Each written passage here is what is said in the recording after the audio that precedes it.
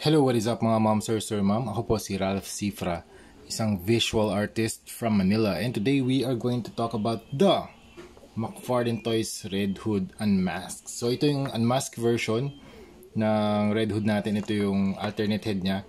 Yan. Thank you very much, Sir Norman of Rapman Toys and Accessories. Ito yung logo niya. Thank you very much for sending the figure over for unboxing, review, and customization. Okay? So first, ito yung figure. Super angas talaga ni Red Hood. Grabe. You have the red head, the red alternate head. Super shiny, super glossy.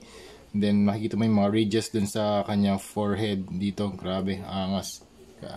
Zoom in natin Yan, para makita nyo yung detail.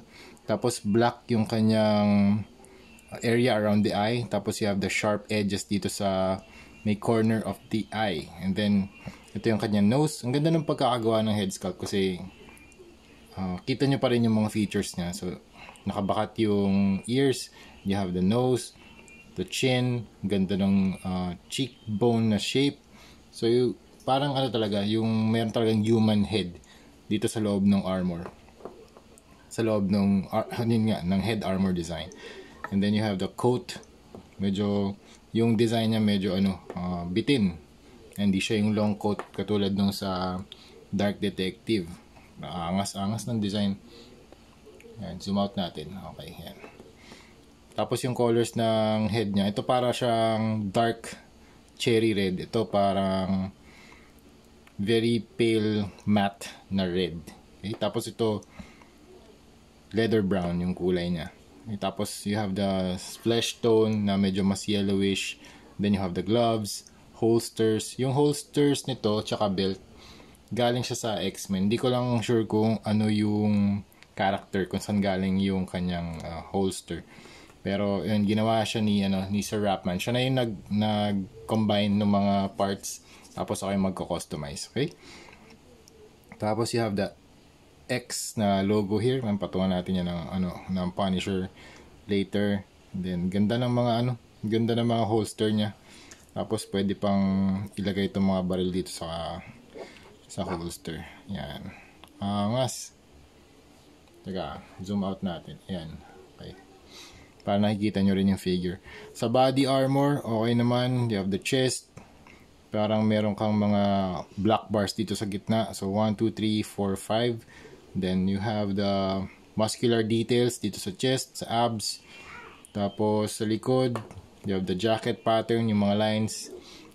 Yan, straight lines 1, 2, 3, 4, 5, 6, 7. Tapos you have the pouches 1, 2, 3, 4. Yung pouch niya hindi siya kulay brown, black siya. Okay? Mas talaga ni Red Hood. Tapos naka-fold yung kanyang jacket. Folded siya. Yan. Then you have the boots design or yung knee pads niya. Yung knee pads na glossy. Yung gloves niya matte finish. And then dito you have the shin guards. Tapos yung boots niya, ganda rin ng boot design, very tactical. Tactical design, tactical finish. Okay. Tapos yung kanyang collar pala ang taas, mataas yung collar niya. So pwede siyang maging pwede siyang angas ng design parang pwede patakpan yung face niya. Ayan. Tapos sa accessories, you have the unmasked head. Tapos meron kang silver na crowbar and you have the flaming sword. Yung flaming sword, you have the gradient red, orange, tapos silver. Ayan. Tapos you have the normal sword. Ayan. Angas.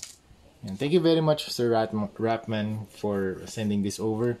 And try na natin siya i-customize. Ito yung kanyang stand. Then you have the two pistols. Ito angas. Yan Again, articulate na natin for articulation. Up, down, 360 kaya. Okay, 360 kaya. Okay, yung jacket removable ata to. Yes, mamaya remove natin. Up. Okay, elbow 360. Okay, rotate ba to? Okay. Okay, rotation, elbow, arm arm swivel dito. Tapos double jointed elbow. Tapos ball joint yung kamay, chest, ab crunch. Okay, 360 kaya, okay. Tapos dito sa waist meron ding movement. Yung belt, hindi ko na siya gagalawin, hindi siya movable. Okay, yung yung legs, okay, can kick that far. Tapos bend, double jointed knee. Tapos yung kanyang paa ay ball joint. Meron din siyang toe articulation. Okay? Tapos pwede natin pahawak yung baril sa kanya. Okay, so overall this is a very nice action figure. Ready na siya for customization. Okay? Let's go! Hello, what is up mga mom, sir, ma'am? Ako po si Ralph Cifra, isang visual artist from Manila. And today we are going to customize the McFarlane Toys Red Hood. Yan. So ito, ginawa na ni Sir Norman Fardo of Rapman Toys and Accessories. So nag-mash up siya ng mga pieces. So naglagay siya ng holster, ng belt. Tapos itong mga weapons, dinagdag niya. Tapos itong head, dinagdag din niya. So na-kit bash niya na to, ang gagawin natin dito, Red Hood X Punisher. Okay? So tanggalin natin yung mga, prep na natin yung mga pieces. Painitan natin para mas madali matanggal. Okay, pop off natin yung head. Okay. Tapos yung arms.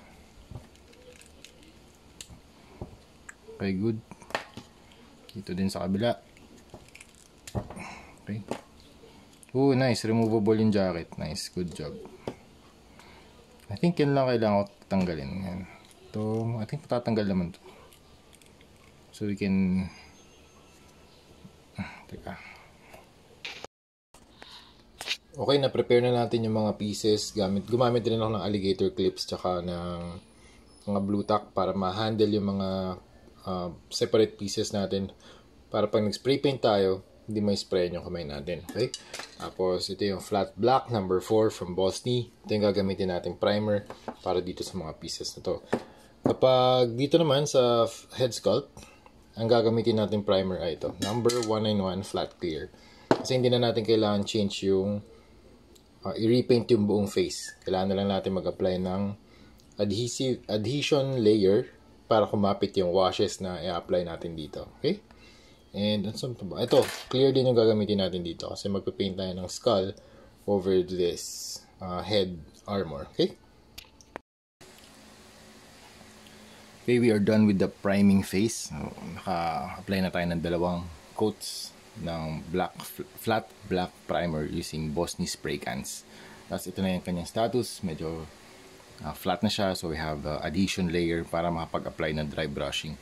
For dry brushing, gagamitin natin Vallejo Metal Color Steel or 77.712 Acero.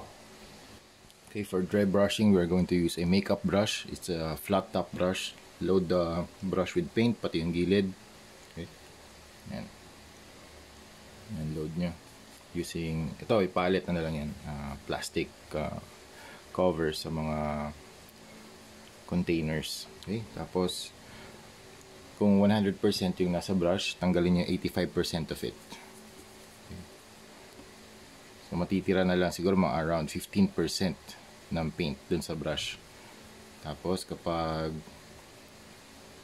medyo konti na lang yung paint dun sa brush, pahid nyo na dun sa surface. So, ang mangyayari dito, lahat na naka-recede na areas, hindi tatamaan ng brush. Lahat ng nakaangat na areas, yun lang yung tatamaan. So, let's start with the pouch para makita nyo.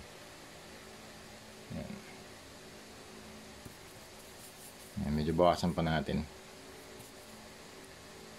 Yung movement ng brush nyo pwedeng up and down, left or right. Okay? Circular. Yan. Yan, dito sa muscles nya, sa muscle groups, yan. Lalabas yung texture, yung pattern ng clothes. Yan. Yung texture ng mga pouch. Yan, tatamaan lahat yan ng ng dry brush. Yan, yung muscle groups, yung belt buckle, lalabas lahat yan. So yun yung pinakagusto kong face ng customization kasi mas nagiging detailed na yung laruan or yung action figure. Okay. So yan, ang gagawin natin dito, the dry brush natin lahat ng parts, okay? Except yung face and yung head armor. Next, we are going to apply Hero High Pigmented Water-Based Acrylic Leather Brown dito sa mga pouch or sa belt design.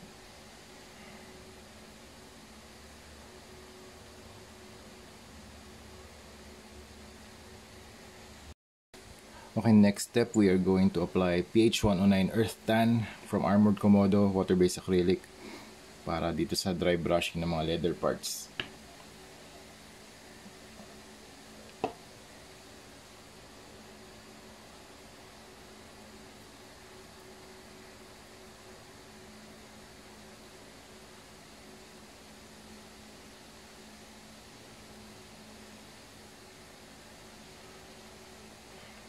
Okay, start tayo dito.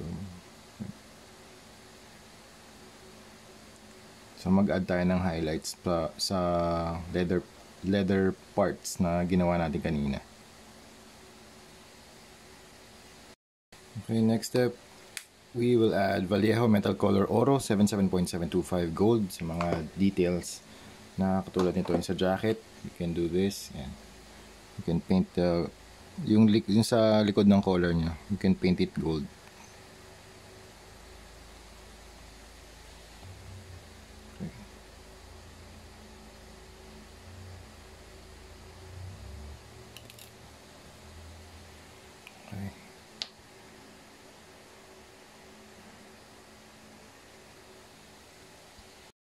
Okay, next for the shoe armor, we are going to apply Vallejo Metal Color Silver 77.724 Plata dun sa kanyang dito sa sole ng kanyang shoes.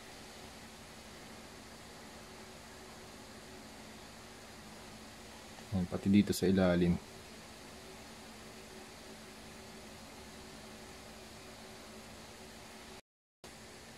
Okay, next step dito naman sa kanyang jacket, maglagay tayo ng red na strip.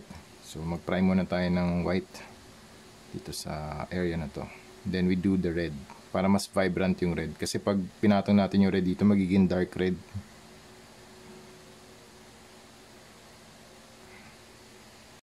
Yan, since nalapatan na natin ng white, pwede tayo mag-apply ng red. Mas vibrant yung rehistro ng red dito kasi white na yung base niya. Okay, next step para sa skull naman, mag-apply tayo ng mixture ng whites. So we have ultra whites, primer matte white from Hero Paints, and ultra white din from Hero Paints. Ito is stronger coverage kasi yung isa. And then we also have PH180 white water-based primer from Armored Komodo. Yan yung white mixture natin for this. Ito yung skull. So dry brush lang natin.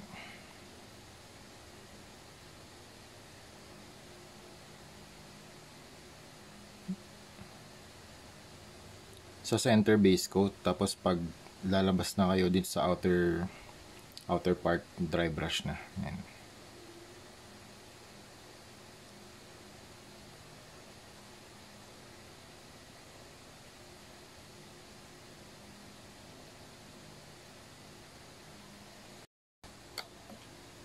Okay, next dito naman tayo sa face.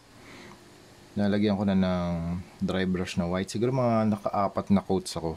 Tapos gawin natin yung detailing sa mukha using PH179 black. Ganon din yung detailing na gagawin natin dito sa chest. Nasaan na yung chest armor? Ito. Yan. Okay. Same paint lang din. So, kapag detailing na rito, sundan lang natin yung mga lines dito sa kanyang forehead. Okay.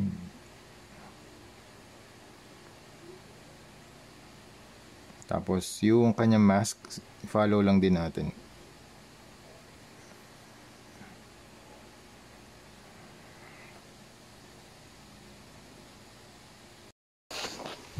Okay, we are done with the Red Hood X Punisher custom natin mga ma'am, sir, ma'am. Nalobat yung phone ko kaya hindi ko na na-record yung ibang paintings na natin session dito sa chest. Pero ginawa ko to sa Facebook Live. Yan, if you want to see me live, if you want to see me do the customization live, go to my Facebook page, add me up, Rain Cifra. Yan, nagda-live session ako ng mga ano doon, ng mga toy customizations like this. Okay? Pati itong mga weapons, ginawa ko rin sa Facebook. Okay? Pero same concept lang. Black primer, silver, steel dry brushing, tapos brown and gold. Na pinakita ko naman dito sa sa Red Hood na ginawa natin. Tapos itong chest, same na process lang din dito sa skull. Itong skull, pinakita ko rin dito kung paano ko rin siya ginawa. Okay? So, ito yung additional weapons natin. You have the Uzi. Ang dalawa. So, we have loaded na rin siya. Kasi, last time, nung dumating sa akin to, ano lang yung weapons niya? Ito lang. Itong dalawa lang. And thank you, Sir Norman, for sending this again. Astig ng concept mo dito. Ayan. Concept niya to ako lang yung nag-execute ng concept niya. Okay? Thank you, Sir Norman, for sending this, and more projects to come sa ating dalawa. Okay? We have to yung sa weapons niya 1 and 2, tapos may holster. And then you have the Uzi 1 and 2. So 1 2 3 4 guns, tapos 5 6 guns in total. Tapos meron pa siyang iba't ibang weapons tulad nito. Ito may blue tack lang kasi ina-attach ko rin sa likod. Tatanggalin ko Pero sige, tanggalin ko na lang din. Kasi mas gusto ko yung baril na nasa likod eh. Pero pwede naman din sigurong ganito. Yung ganyan. O kaya, ganyan. Kaya ganyan. Okay. Nakatusok. Okay. Pwede rin siguro. Para meron siyang melee weapon. Ayan. Tapos ito yung alt head ni Red Hood. Yan. Okay. Ash brown yung kanyang buhok. Tapos, naglagay lang tayo ng blood effects and wash na brown dito sa kanyang face. Tapos ito naman, same process lang din.